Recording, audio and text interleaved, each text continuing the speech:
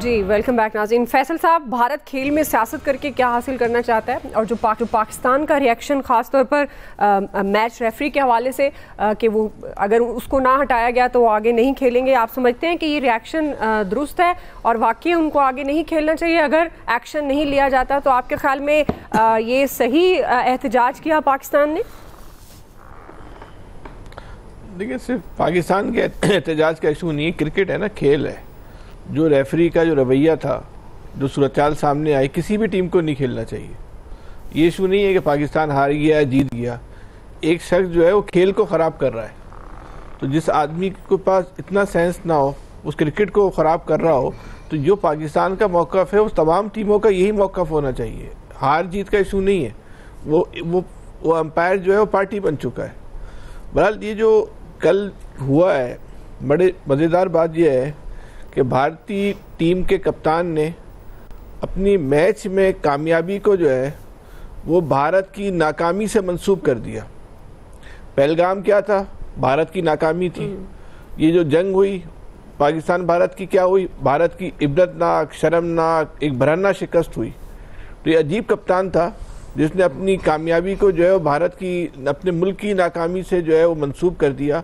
और कल Indian team ने जो है अपनी कामयाबी का जश्न जो है रो के मनाया, रो रहे थे बाकायदा। आप क्रिकेट का मैच था, क्रिकेट की बात करते हैं, इतना इनके हवास पे पाकिस्तान सवार हो गया कि इनको मैच के दौरान भी जो है ना वो पाकिस्तान का खौफ है। भाई यहाँ तो नहीं आ जाएंगे मारने की, ऐसा लग रहा था कि यहाँ भी आके इनको ना मार दे पाकिस्तान। तो इनको चाहिए था क्रिकेट को क्रिकेट की तरह रखते। ये ठीक है बात कि जो वो कप्तान ने बोला, उसको वहाँ की इंटेलिजेंस ने, हुकूमत ने बोला होगा भाई ये बात करना। तो ये जो भारत का पाकिस्तान के साथ जो खौफ है, जितना वो डरा हुआ है, जितना वो सहमा हुआ है पाकिस्तान से, वो कल के मैच में नज़र आया। तो वो मैच में जहाँ पाकिस्तान की नाकामी हुई है, लेकिन ये एक अलग कामयाबी पाकिस्तान की हुई कि इंडिया जो है एक हैसियत एक रियासत के पाकिस्तान से खौफजदा है और हर जगह जो है उसका जो है ना खौफ जो है वो नज़र आ रहा है। तो ये बहरहाल हम सबको इस पे जो है ना सेलिब्रेट करना चाहिए। छोड़े मैच को क्या, जो टीम गई थी हारने की तरह सब मुत्तफिक है ना, पे टेंशन किस बात की है? जो हमें एक दूसरी फतह मिली है बड़ी, उसको सेलिब्रेट करें, उसको एंजॉय करें। बाकी मैच है, क्रिकेट है, ये टीम जो हारनी है। अब मैं आमिर साहब से और एयाज साहब की इस बात से तो मुत्तफिक नहीं हूँ कि मोहसिन नकवी साहब की जो है वो गलती है। उन बेचारों को क्या, बेचारों की गलती है? उनको तो खुद भी मैच के बारे में जो कारकर्दगी है, या कौन सा अच्छा खिलाड़ी है, कौन सा ख़राब खिलाड़ी है, खुद भी जो है वो टीवी से या सोशल मीडिया से मालूम चलता होगा कि खिलाड़ी अच्छा खिलाड़ी है, बुरा खिलाड़ी है, खिलाड़ी में ये है। उन बेचारों को क्या पता किस तरह। तो इसलिए उन बेचारों को नहीं कहना चाहिए, उनको कहना कि उनकी नाअहली की वजह से इतनी ख़राब टीम बन गई, अकरबा परवरी की वजह से ऐसी टीम बन गई। तो उनकी तकरोली कोई मेरिट पर हुई थी जो उन्होंने टीम को बेहतर करना था, कोई इसलिए उन बेचारों को नहीं कहना चाहिए। बाकी क्रिकेट में जो टीम है, हर शोबा हमारा जो है वो ज़वाल पजीर है, तो क्रिकेट ने भी जो है वो ज़वाल पजीर ही होना है। तो कोई इसमें इतनी परेशान कुछ बात नहीं है, कोई इतनी टेंशन लेने वाली बात नहीं है। जब चीज़ें बेहतर होंगी तो क्रिकेट भी जो है वो बेहतर हो जाएगी। अभी तो भाई ये टीम है, इसी टीम से ने जो है बाकी मैच भी खेलने। हमारे पास बाकी कौन से जो खिलाड़ी रह गए, वो कौन से ऐसे मार्कतुल आरा खिलाड़ी हमारे पास रह गए जिनको आप बुला लेंगे तो उन्हें तबाही मचा देनी है? बाकी भी यही बचे हुए जो रह गए, वो भी 19-20 के फर्क से ही बचे होंगे ना। तो ठीक है, तो अभी कोई टेंशन नहीं है। आप खिलाड़ियों को सिखाने का, उनकी तरबियत का, उस सारे प्रोसेस को रिव्यू करने की ज़रूरत है जो नहीं हो पा रहा। सिर्फ सिलेक्शन के म्यार तो अपनी जगह होगा, तरबियत भी तो एक पहलू है ना। तरबियत भी तो हम नहीं कर पा रहे ना। इतने बड़े मैचेस में कैसे जो है आपने खेलना है, अपने एसाब को किस तरह कंट्रोल रखना है, किस तरह की परफॉर्मेंस देनी, तो ये तरबियत भी तो हम नहीं कर पा रहे। तो अभी इस टीम से तो हमें मजीद कोई खैर की तवक्को नहीं करनी चाहिए। जी नवीद साहब, दुआ छोटी सी बात, मैं ना अपने अल्फाज वापस लेता हूँ। मैं फैसल के साथ मुत्तफिक हूँ कि जनाब मोहसिन नकवी का कोई कसूर नहीं है, कसूर हमारा ही है। इलियास साहब को खुश कर रहे हैं आप दोनों। चले नवीद साहब, अब नवीद साहब आप भी ये टीम के ऊपर उंगलियां उठाई जा रही हैं। खान साहब ने तो सर्जरी करके रख दी है कि खिलाड़ी की।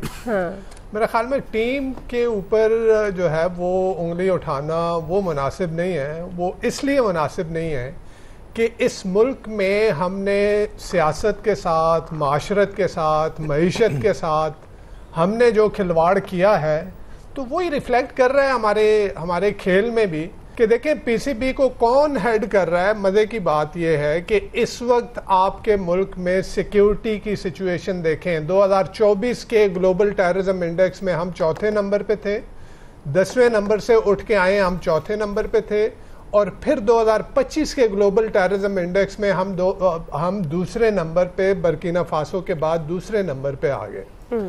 ये हैं हमारे सिक्योरिटी जार, जो हमारे इंटीरियर मिनिस्टर हैं, वो साहब हमारे इंटीरियर मिनिस्टर हैं, और वही साहब जो है वो पीसीबी को देख रहे हैं। तो देखें, ये एडहॉकिज्म पे जब तक मुल्क चलता रहेगा तो यही आपके सामने जो है, ये क्रिकेट में एक ज़माने में कहाँ पे थे, हॉकी में एक ज़माने में हम कहाँ पे थे, स्क्वॉश में हम एक ज़माने में कहाँ पे थे, स्नूकर में कहाँ पे थे, आज क्या है। तो ये एक तनज़्ज़ुली की दास्तान है, और उसकी रीज़न यही है कि एडहॉकिज्म और मेरिट जो है उसको जो है उसके साथ जो कुछ किया गया। तो ये तो पाकिस्तानी क्रिकेट की दास्तान थी। जहां तक इंडिया का ताल्लुक है, तो आप क्या एक्सपेक्ट करेंगे? देखें, इस वक्त इंडियन टीम का कोच, हेड कोच कौन है? वो है गौतम गंभीर। गौतम गंभीर कौन है? वो जो बीजेपी के टिकट पे इलेक्शन लड़ा था, जो कि बीजेपी की सियासत जो है उसको उसने अपनाया हुआ है। अच्छा, वही जो आईसीसी का जो चेयरमैन है वो कौन है? वो जय शाह है। जय शाह कौन है? वो अमित शाह का बेटा है। अमित शाह कौन है? जो मोदी सरकार का राइट हैंड मैन है। तो आप क्या एक्सपेक्ट करेंगे इनसे कि ये कौन सी ये स्पोर्ट्समैन स्पिरिट दिखाएंगे, ये कौन से उसूलों की बात करेंगे बीजेपी की, और खसूसन बीजेपी अंडर मोदी की बात करूंगा कि मोदी के अंडर बीजेपी ने जो कुछ किया, आप ये देखें कि वो डे 1 से जैसे आया, जिस तरह से उसने पाकिस्तान के लिए जो कुछ उसके जहन में था, वो तो इंडिया को महान देख रहा था ना, और उसने ये समझा कि शायद मैं पूरी तारीख को, हिस्ट्री को रीराइट, आप उनके बॉलीवुड को देख लें, बॉलीवुड में जिस तरह की मूवीज बन रही हैं कि वो तारीख को रीराइट करने की कोशिश कर रहे हैं। यानी ये जो कुछ अर्सा पहले ही वो पानीपत मूवी बनी, पानीपत की मूवी में जिस तरह ब्लेटेंटली उन्होंने जो है वो तारीख को रीराइट करने की कोशिश की कि एनसाइक्लोपीडिया ब्रिटानिका में लिखी हुई चीजें जो हैं उनके भी बिल्कुल अगेंस्ट हो गए। तो ये सिर्फ एक चीज नहीं है, उसने यानी इंडिया इस चीज़ पे बहुत ज़्यादा इतराता था कि जी हम दुनिया की सबसे बड़ी सेकुलर डेमोक्रेसी हैं। मोदी जी ने आके उस सेकुलरिज्म का जो है वो तिया पांचा करके रख दिया कि वहाँ पे इस वक्त अकलियतों के साथ क्या हो रहा है। पाकिस्तान तो बारहा ये कहता रहा है लेकिन कोई नहीं मान रहा था, अब देखा कि वो अकलियतों के साथ क्या हो रहा है, तो इंटरनेशनली जो है वो चीज़ सामने आ रही है। फिर जिस तरह से अपने आप को, अगेन जैसे मैंने कहा ना कि वो मोदी भारत को महान समझ रहा था, और वो जाके कनाडा में जो कुछ किया उसने, या अमेरिका में, या बाकी पाकिस्तान में जो कुछ कर रहा था, उसने ये साबित कर दिया कि जी टेररिज्म तो ये कर रहा है, टेररिस्ट ये है। इसी तरह से कश्मीरियों का केस हम लड़ते आए कि जी कश्मीर जो है ये कश्मीरियों के साथ ज्यादती हो रही है। इसने जो वो उसका स्टेट का स्टेटस था वो ख़त्म करके इसने कश्मीरियों को ये बावर करवा दिया। शायद हम उनको नहीं बावर करवा पाए थे, लेकिन इसने बावर करवा दिया कि इसकी ज़हनियत क्या है, इसकी सोच क्या है।